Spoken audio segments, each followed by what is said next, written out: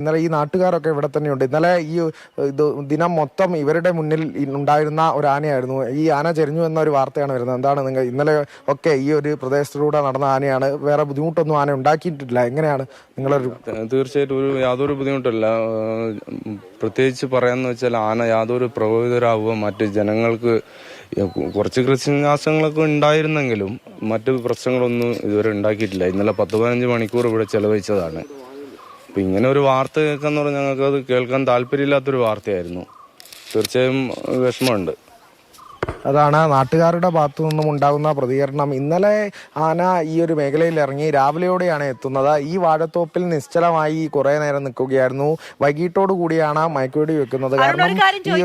സ്വാഭാവികമായും ആന ഇപ്പോൾ നാട്ടിലിറങ്ങുമ്പോൾ പ്രദേശവാസികളൊക്കെ വലിയ ആശങ്കയിലാകും. അപ്പോൾ മയക്കുവെടി വെച്ച് മറ്റ് സുരക്ഷിതമായ കേന്ദ്രങ്ങളിലേക്ക് മാറ്റിയ ഒരുപാട് സംഭവങ്ങൾ നമുക്ക് മുൻപ് ഉണ്ടായിട്ടുണ്ട്. പക്ഷെ ഒരു ആന ചരിഞ്ഞു എന്ന് പറയുമ്പോൾ സ്വാഭാവികമായും നമുക്ക് സങ്കടവും ഉണ്ടാകും.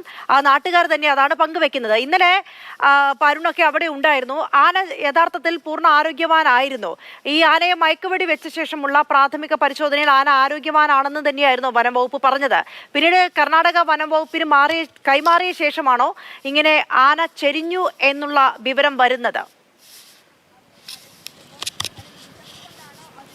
ഇല്ല, അത്തരത്തിൽ ആനയുടെ ആരോഗ്യസ്ഥിതിയെ സംബന്ധിച്ച ഒരു വിശദീകരണം പൂർണ്ണമായും ആന പൂർണ്ണ ആരോഗ്യവാനാണെന്ന വിശദീകരണം ഒന്നും വനംവകുപ്പ് നൽകിയിരുന്നില്ല. ആനയുടെ ആരോഗ്യസ്ഥിതി പരിശോധിച്ചു വരികയാണെന്നാണ് പറഞ്ഞിരുന്നത്. ഏറെ സമയം അതിന് തന്നെയാണ് ഈ വനംവകുപ്പ് പ്രധാന പരിഗണന കൊടുത്തിരുന്നത്. ആനയുടെ ആരോഗ്യനില സംബന്ധിച്ചുള്ള വിവരങ്ങൾ തന്നെയാണ് അവർ ഈ ആദ്യ മയക്കുവെടി 5:35 വെച്ചത്. ശേഷം 10 മണിയോടുകൂടിയാണ് ഈ വാഹനത്തിൽ കയറ്റുന്നത്.